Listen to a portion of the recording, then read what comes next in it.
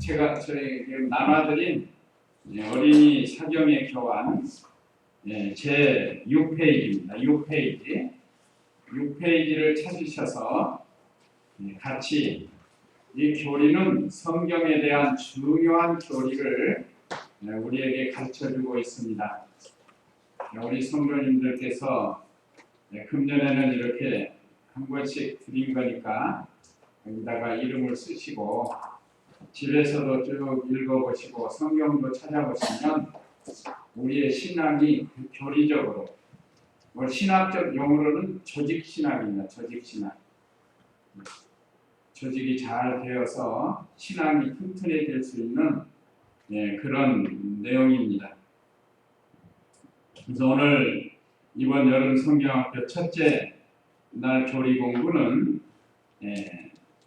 마태복음 1장 21절에 예수, 제목이 예수입니다. 그래서 아이들한테 그냥 예수라고 하면 좀 버릇없는 것 같아서 예수님이라고 해서 예수님에 대해서 첫째 교리 공부를 하게 됩니다.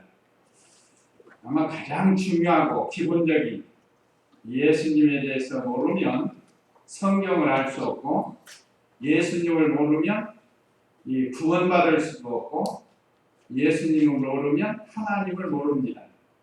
그런데 예수님은 우리 신앙에 있어서 가장 중요해요. 그래서 성경이 예수님에 대해서 기록됐다고 했습니다. 예수님이 탄생하실 것, 또 자라나시면서 또 고난받으실 것, 또 십자가에 죽으시고 사흘 만에 부활하실 것, 또 승천하시고 또 하나님 보좌 우편에서 지금도 우리를 위해서 기도하시다가 언제고 하나님이 다시 가라! 재림. 하나님이 명령하시면 예수님이 오시는 그 예수님. 그래서 오늘 제목은 예수입니다. 그래서 오후 예배 말씀 요약 참조하시면 교리 공부 첫째, 우리 죄에서 구원하심.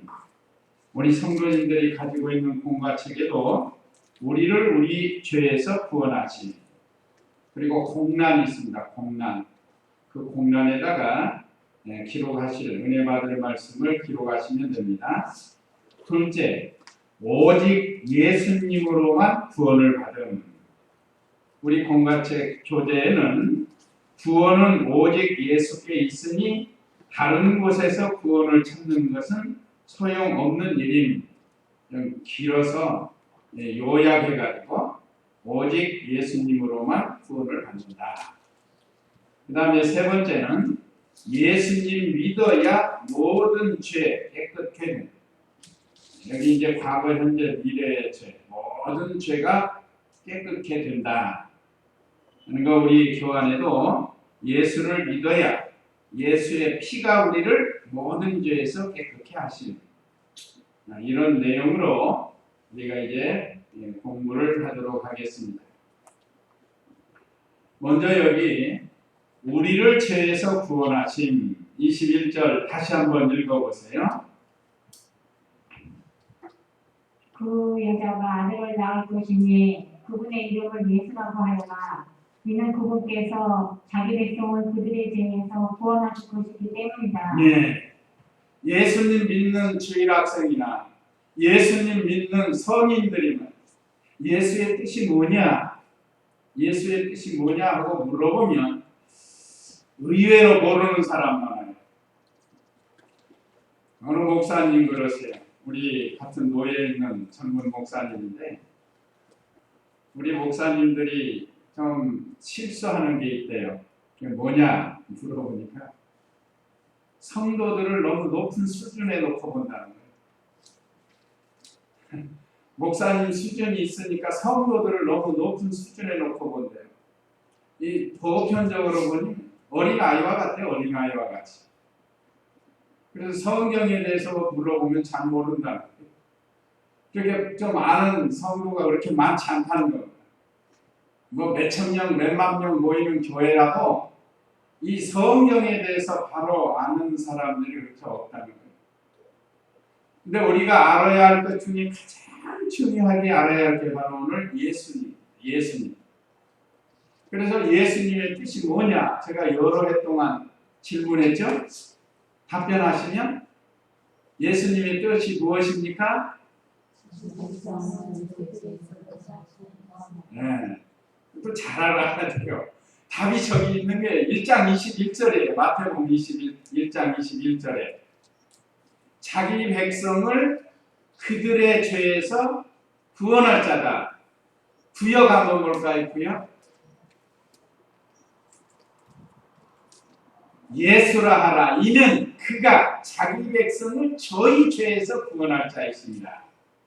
오늘 우리 바른 성경 그들의 죄. 자기 백성은 예수님 백성입니다. 예수님 백성. 하나님 백성이에요. 특별히 예수님 백성이에요.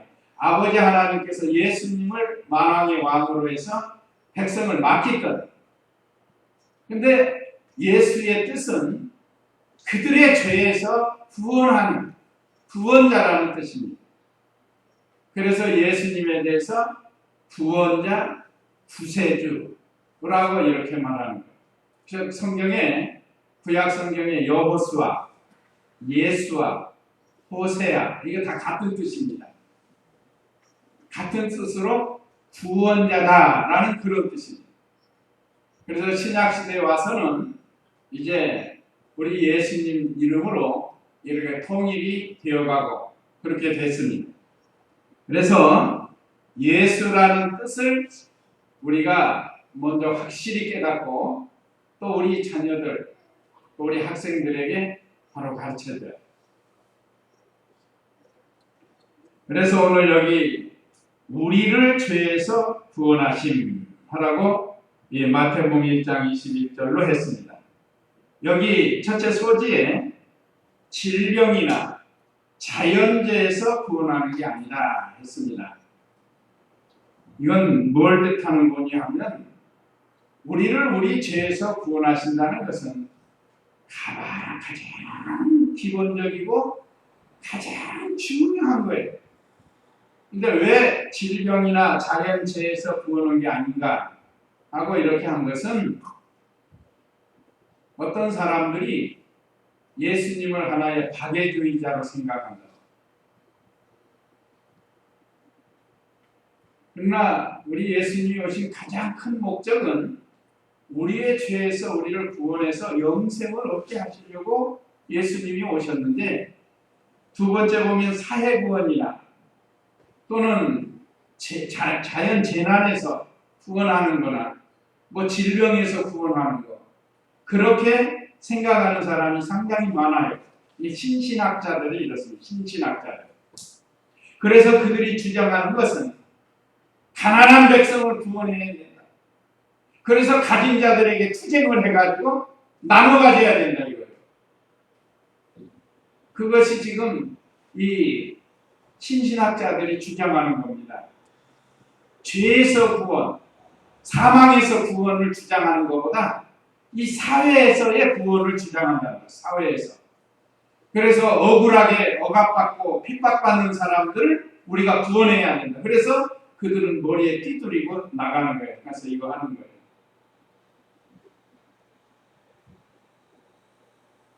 우리 주님이 오신 것은 무슨 사회 구원하려고 온 게 아닙니다. 또 질병이나 재난에서 구원하려고 하는 건 아니죠. 그거는 2번, 3번에 속하는 거고 가장 중요한 것이 우리를 우리 죄에서 구원하시려고 예수님이 세상에 오신 거죠. 그러니까 이걸 혼동이 없이 잘 가르쳐줘야 돼요.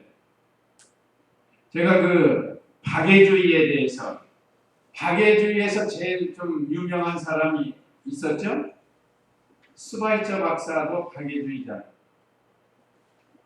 저도 처음에는 몰라서 이 사람이 크리스찬으로서 참 좋은 일 많이 한다 이렇게 생각했는데 크리스찬인지는 몰라도 예수님의 구원하고는 상관없는 일을 많이 했어요. 다시 말하면 박애주의라는 것은 인류가 서로 평등하게 살아가면서 살아야 된다. 이게 이제 가장 기본 목적이에요. 박애주의. 인류가 평등하게 서로 사랑하면서 살아야 된다. 이거 잘못하면 공산주의하고 없어요. 공산주의. 공산주의도 그렇습니다. 그러니까 우리 기독교에서 말하는 우리의 죄에서 우리가 구원받아야 된다. 이건 마귀 사탄에서부터 사망에서부터 해방인데 그 해방을 갖다가 인간에게 한다. 그러니까 한마디로 이건 인본주의라고 할 수 있습니다. 이게 기독교 사상이 아닙니다. 이게 무슨 정치적으로나 철학적으로나 윤리적으로 이 박애주의를 주장하는 사람이 많아요. 우리가 거기에 같이 생각하면 안 돼요. 우리 기독교 사상은 분명하게 여기 우리를 우리 죄에서 구원하시는 이 좀 더 깊이 말하면 죄와 사망에서 지옥에서 구원을 받는 것 이거를 우리가 잘 알고 우리 자신이 감사하면서 믿음 지켜야 되고 또 잘 모르는 어린아이들이나 다른 성도들에게도 가르쳐줘야 됩니다. 그리고 여기 세 번째는 자기의 죄에서 구원하시는 예수님. 우리 이 용어를 잘못하면 오해가 될 수 있는데 예수님이 죄에서 구원한다는 게 아니에요. 잘 읽어보면 그래서 가로 열고 우리의 죄에서 구원하시는 예수님. 우리 각자가 지은 죄가 있잖아요. 예수님 믿지 않는 죄가 큰 죄인데 그 죄에서 구원하시는 분이 바로 우리 예수님이시다. 그래서 첫날부터 예수님이 어떤 분이신가, 예수님이 누구신가를 분명하게 가르쳐야 돼요. 그래서 이번 요한복음하고 이렇게 딱 맞춰가지고 상당히 보충이 될 수 있습니다. 오늘 오전 시간에 예수님이 말씀이 육신으로 오신 예수님인데 그리스도란 누구신가에 대해서 우리가 배웠죠. 이거 같이 이렇게 연결이 될 수 있습니다. 그 다음에 두 번째는 오직 예수님으로만 구원을 받는 것. 거기에 성구가 세 가지가 있어서 그 성구를 인용해서 제가 지금 찾아서 오늘 우리 주보에 기록을 했습니다. 저는 이미 산에서 노트에다가 이 공과책에다 다 노트했어요. 어제 거의 하루 종일 비가 와서 산에 가 있는데 근데 저는 비 오는 게 그렇게 좋더라고요. 빗소리 들어가면서 텐트 안에서 새소리 들어가면서 이렇게 기도하면서 준비하는데 뭐 꿉꿉하고 그런 건 있지만 그 텐트 안에 있으니까 비 오는 건 안 오는 거나 상관이 없죠. 오히려 선선하니 좋더라고요. 그러니까 여기 이사야 43장 11절 한번 읽어보시고 말씀을 드리겠습니다. 이사야 43장 11절. 곧 나는 여호와이다. 나 외에는 구원자가 없다. 예. 또 3절로 읽어보세요. 3절. 이사야 43장 3절 말씀. 이는 내가 여호와 네 하나님이며 이스라엘의 거룩한 자이며 내 구원자이기 때문이다. 내가 이집트를 너의 속량물로 에티오피아와 수박을 너를 대신하여 주었다. 다른 사람들을 속량물로 해서 우리를 구원해주고 4절도 한번 읽어보세요. 그 이유예요. 이유. 너는 내 눈에 보배롭고 존귀하니 내가 너를 사랑하며 내가 너를 대신하여 사람들을 내어주고 백성들로 내 생명을 대신하게 하겠다. 왜 우리를 이렇게 구원해 주셨는가? 그게 4절이란. 그럼 뭔가 하면 너는 내 눈에 보배롭고 존귀하다는 거예요. 하나님께서 우리 예수님 믿는 성도들을 보배롭고 존귀한 자로 여겨주셨습니다. 그러니까 우리가 보통 사람이 아니라고 그랬잖아요. 하나님이 우리를 보배처럼 여겨주시고 우리를 존귀하게 여기시고 황공무지로소이다 아니에요. 어떻게 우리를 보배롭고 존귀하게 하나님이 여겨주시냐. 이건 다 예수님이 우리를 구속해 주셔서 그런 겁니다. 그래서 이사야 43장 3절에도 이는 내가 여호와 내 하나님이며 이스라엘의 거룩한 자이며 내 구원자이기 때문이다. 이집트를 에티오피아를 스바를 우리의 속량물로 삼으시고, 그러니까 속량물에 그들을 희생해서 우리를 구원해 주신다 이 말이에요. 그러니까 우리가 얼마나 보배롭고 존귀한다면 하나님께서 이렇게 하시고 또 더 귀한 분을 희생해서 우리를 구해줬죠. 그게 누구라고요? 예수님. 독생자 예수님까지도 희생해서 우리를 구원해 주셨다.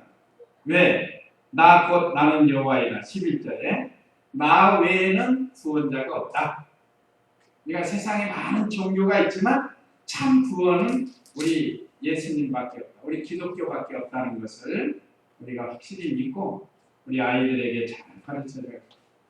왜 그런가 하면 어떤 멍청한 사람들이 나와가지고 신학자라는 사람들이 이 종교에도 구원이 있다. 기독교에만 구원이 있는 게 아니라 말하자면 불교나 다른 종교에도 구원이 있다. 이 주장하는 사람이 나왔어요. 나 오바마 생각나면 그냥 막 울컥울컥해서 오바마가 크리스찬인데 왜 그런 소리를 하는지 그냥 정내미가 뚝 떨어져 버렸어요. 그렇다고 뭐 미워하거나 뭐 저주하거나 그거는 아닌데 너무 안타까운 거예요. 그로 인해서 얼마나 많은 참 성도들 세계에 흩어져 있는 참 성도들의 마음에 지금 상처가 됐는지 몰라요. 저도 상처받았죠? 우리 집사님들은 어땠어요? 우리 성도님들은 상처가 돼요? 안 돼요? 상처 되잖아요. 다른 게 아니야. 하나님의 말씀을 잘못 가르치니까 그런 거죠. 참 그래서 우리가 이 잘 배워서 잘 가르쳐야 됩니다. 또 이건 구약에서 이렇게 말씀하셨지만 신약 사도행전 4장 12절 말씀, 사도행전 4장 12절 말씀 거기도 읽어보세요. 다른 이에게서는 구원이 없으니 천하에 구원받을 수 있는 다른 이름을 우리에게 주신 일이 결코 없기 때문이다. 예, 여기도 요절입니다. 그래서 이런 말씀은 미리 잘 기록해서 아이들한테 가르쳐줘야 돼요. 자, 다른 이에게서는 구원이 없으니 천하에 구원받을 수 있는 다른 이름을 우리에게 주신 일이 결코 없기 때문이다. 그런데 그 신학자 이름도 잊어버려요. 그 사람 나와서 신학교에서 이 종교에도 구원이 있다. 그게 얼마나 이 성경 말씀을 오케하고 잘못 가르치는 건가. 그런 사람이 교수니 거기서 배운 사람들이 잘못 배울 수 있잖아요. 이번에 오바마가 말한 것도 많은 사람들이 우리 예수님 바로 믿는 우리는 저거 잘못됐다 분명히 분별하잖아요. 그렇죠? 우리는 저거 분명히 잘못됐다 아주 잘못됐다 하고 이렇게 깨닫고 말할 수 있지만 우리 같은 믿음이 없는 사람들은 어이구 오바마 그거 참 잘했네 불쌍히 여기는 이 인본주의 하나님 앞에 큰 죄라고. 어떻게 동성 연애자들이 결혼을 해서 부부로 합법화시키냐 이 말이에요. 말도 안 되는 거 아니에요. 얼마나 추격치는지 모릅니다. 동성 연애자들. 그래서 이 20세기에 큰 질병이 나온 게 뭐죠? 에이즈라는 에이즈. 이게 저주의 병입니다. 그런데도 이 참 과거의 청교도 신앙이 다 무너진 미국의 신앙면으로는 참 안타깝게 됐습니다. 그래서 다른 이로서는 구원할 수 없다는 것을 베드로를 통해서 베드로가 누구죠? 또? 오늘 여기 사도행전 4장 12절은 베드로가 공회에 끌려가가지고 그 예루살렘 공회원들 앞에서 담대하게 증거하는 내용입니다. 다른 이로서는 구원을 얻을 수 없나니 천하 인간의 구원 얻을 만한 다른 이름을 우리에게 주신 일이 결코 없다. 이 구역에는 그렇게 되어 있습니다. 천하의 그 어떤 인간에게도 구원 얻을 만한 다른 이름을 하나님이 주신 일이 없어요. 우리에게. 그 다음에 요한일서 5장 12절 요한일서 5장 12절 교리 공부니까 이렇게 성경을 좀 많이 찾아서 요한일서 5장 12절 읽어보세요. 아들을 모신 자에게는 생명이 있고 하나님의 아들을 모시지 않는 자에게는 생명이 없다. 예. 그 11절도 읽어보세요. 11절. 또 증언은 이것이니 곧 하나님께서 우리에게 영생을 주신 것과 이 생명이 그분의 아들 안에 있다는 것이다. 네, 그분의 아들. 그분은 하나님이시고 아들은 예수님. 그분의 아들 예수님에게 이 영원한 생명이 있다는 거예요. 오전에도 배웠죠? 예수님은 생명이십니다. 만물에게 생명을 주시고 오늘날 우리들에게도 영원한 생명을 주십니다. 생명은 두 가지예요. 육신의 생명이 있고 영원한 생명이 있어요. 예수님 믿지 않는 사람은 육의 생명으로 삽니다. 이 몸의 생명도 있지만 육의 생명, 영원히 죽지 않는 생명이 있다. 그러니까 그 영원히 죽지 않는 생명이 영원히 사는 길은 참 생명이신 예수님을 믿어야 그 생명을 우리가 받는 거예요. 그게 하나님의 생명입니다. 아버지께로부터 오는 영원한 생명을 예수님이 가지셨고 그 예수님의 생명을 우리에게 주셨다. 그래서 우리가 예수님 믿으면 영생을 얻는다. 영생이라는 건 영원히 죽지 않는 생명을 가르칩니다. 그래서 우리에게 이 생명을 주시는 분은 오직 예수님밖에 없어요. 이건 우리 성경을 근거로 해서 이게 바로 교리요 조직신학입니다. 그래서 12절 다시 보면 아들을 모신 자에게는 생명이 있고, 그러니까 예수님을 모신 자, 예수님을 우리 안에 믿고 모신 우리는 뭐가 있다고요? 생명이 있다. 이 생명은 무슨 생명? 영원한 생명이다. 죽지 않는 생명입니다. 그래서 예수 믿으면 천당 하는 거예요. 영원한 생명을 받았으니까. 그러나 예수님 안 믿으면 천당 못 가요. 하나님 아들을 모시지 않는 자에게는 생명이 없다. 아주 단호하게 말했죠. 하나님의 아들을 모신 자에게는 영원한 생명이 있고 하나님의 아들을 모시지 않는 자는 영원한 생명이 없다. 이거를 아이들한테도 확실하게 가르쳐요. 예수님 믿는 게 얼마나 좋은가. 참 보배롭고 존귀한 자가 된다. 하늘나라에 가서 영원히 산다. 그래서 이제 다른 종교는 생명이 없기 때문에 구원받을 수 없다. 이것도 전해줘요. 불교 같은 이슬람교도 같은 요즘 이슬람교도에 들어가는 애들이 많대요. 어떻게 해서 그 인터넷을 통해서 그걸 받아들이는 거예요. 우리나라뿐만 아니라 영국이나 다른 나라도 보면 애들이 그거 미혹받아갖고 거기 가가지고 전사가 된대. 교육받아가지고.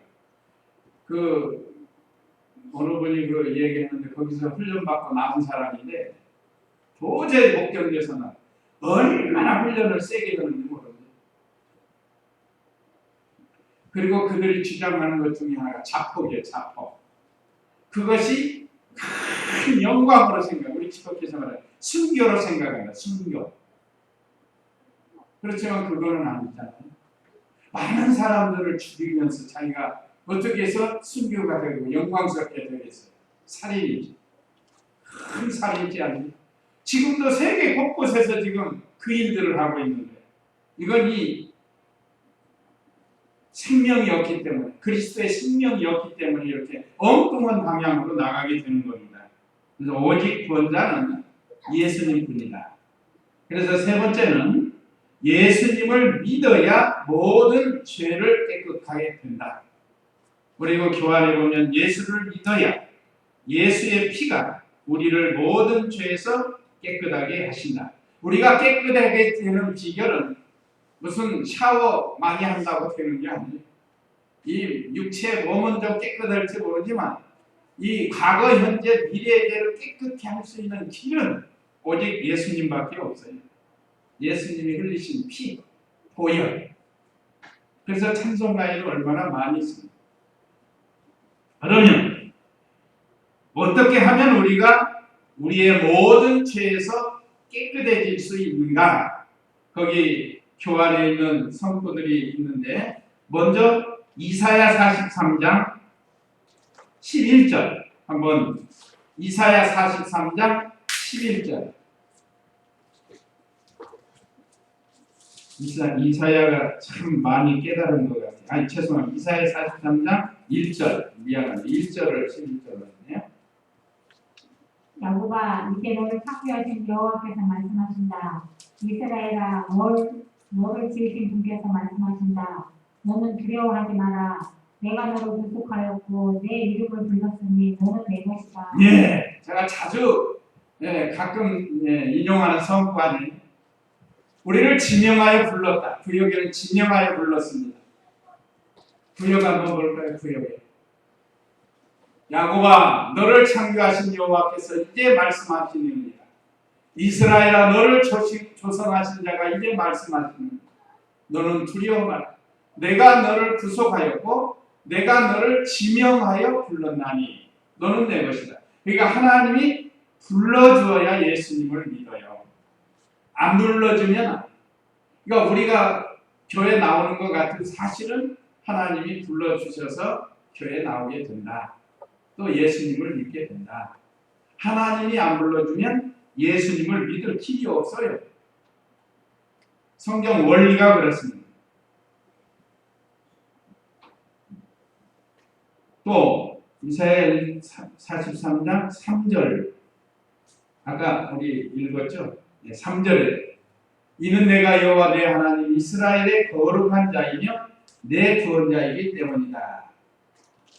하나님께서 우리를 불러서 죄사함을 얻게 하시고 깨끗게 해주셨다. 거룩하게 해주신, 거룩이라는 건 구별되고 깨끗한 성결을 가르칩니다. 그래서 하나님이 불러주어야 예수님을 믿게 된다. 그러니까 우리는 다 하나님의 부름을 받았습니다. 그 다음에 두 번째는 예수님의 피를 믿어야 깨끗하게 된다. 그건 요한일서 1장 7절입니다. 한번 읽어보세요. 요한일서 1장 7절.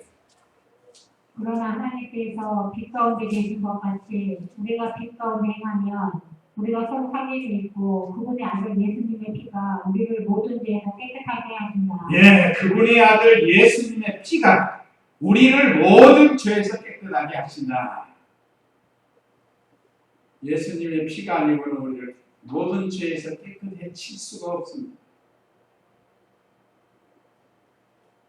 그래서 세 번째가 과거, 현재, 미래의 죄를 용서받는다. 그건 구약성경 이사야 1장 18절에 있는 말씀인데 거기도 한번 읽어보세요. 이사야 1장 18절. 여호와께서 말씀하신다. 오늘아 우리가 서로 논의하자. 너희에게가 주홍 같다라도 눈같이 휘어질 것이고 진홍같이 붓더라도 양털같이 될 것이다.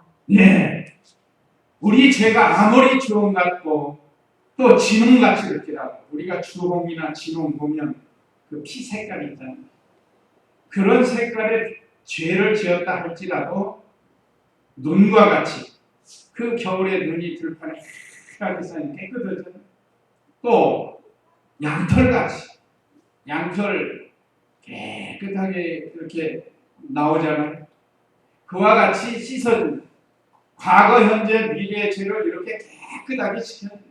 과거에 너희 죄가 진홍 같을지라도 또 주홍 같을지라도 하나님이 예수 그리스도의 보배로운 피로 다 씻어주는 것을 여기 오늘 말씀을 통해서 우리에게 가르쳐줍니다. 우리가 얼마나 감사해요. 아무리 하이파이를 풀고 또 요즘 세제 좋은 거 많이 나온 걸로 깨끗하게 치우려고 치울 수 없는 게 있습니다. 그 어떤 아이가 태어났는데 점이 생겼어요. 그래서 점을 닦아보려고 아무리 이렇게 닦아줘야 안 닦아져. 그것이 우리의 과거, 현재, 미래의 죄입니다. 그걸 깨끗게 하는 방법은 예수님의 거룩하신 보혈이에요. 그래서 과거, 현재, 미래의 죄를 용서받을 수 있는 것이 예수님의 보배 피를 믿어야 돼요. 예수님이 흘리신 거예요. 그래서 찬송가 보면 얼마나 예수님의 보혈에 대해서 우리가 찬송을 하는지 모릅니다. 그래서 창세전에 하나님이 택하신 자만이 때가 되면 이렇게 불러서 예수님을 믿고 죄사함을 받아서 그 믿음도 선물이라고 그랬죠. 에베소 2장 8절에 하나님이 믿음도 선물로 주어야 되는 거예요. 그 믿음을 선물로 주는 사람이 어떤 사람이라고 해요? 택한 백성이에요. 하나님이 택한 백성. 그러니까 우리는 하나님이 이 세상 만들기 전에 하나님의 백성으로 택해줘서 오늘 이렇게 우리가 예수님 믿고 죄사함 받고 하나님 아버지로 부르면서 하나님을 섬길 수 있게 해주셨습니다. 그러므로 우리는 이제 다시는 지옥에 가지 않습니다. 그니 얼마나 감사해요. 지옥에 안 가는 것이 얼마나 크고 감사한 일이에요. 이제 천국에 가서는 큰 자가 돼야 됩니다. 큰 자. 천국에 가면 큰 자가 있고 작은 자가 있어요. 그래서 큰 자가 되려면 이 땅에서 믿음을 잘 지키고 아마 천국에서 제일 큰 자는 어떤 사람이라고 했죠? 이 세상에서 하나님의 말씀과 내 생명을 바꿔서 순교한 사람, 순교자들이 영광스러운 자리에 들어가요. 제일 영광스러운 분이 예수님이에요. 그죠? 예수님 걸어가신 발자취가 그거 아니에요? 그 다음에 사도들도 다 순교하고 구약의 선지자들도 많이 순교했습니다. 그래서 오늘 우리에게 주신 이 말씀을 우리가 잘 깨닫고 기도하면서 우리 자신이 하나님께 늘 감사하고 이 교리에 확실히 서야 이단에도 안 빠지고 순식간에 이단에 넘어가요. 자, 그러면 이제 우리에게 주시는 교훈 1, 2, 3 하고 마치도록 하겠습니다. 우리에게 주시는 교훈 1. 예수의 뜻을 바로 알고 신앙생활 하라는 것. 예수의 뜻은 예수님의 뜻은 바로 자기 백성을 저희 죄에서 구원할 자다. 자, 우리 이것만 알아도 얼마나 귀한가 알겠어요. 그 다음에 2. 그렇죠. 세상에 그 어떤 사람도 우리를 죄에서 구원할 수가 없습니다. 그래서 3. 하나님의 택한 백성만 구원을 받아요. 그러니까 우리가 예수님 믿고 신앙생활하는 건 이건 분명히 하나님의 택하신 백성인 걸로 내가 확증을 할 수 있습니다. 그래서 이 말씀 기억하시고 우리 다 같이 잠시 기도하겠습니다. 하나님 감사합니다 하면서 우리 다 같이 기도하겠습니다.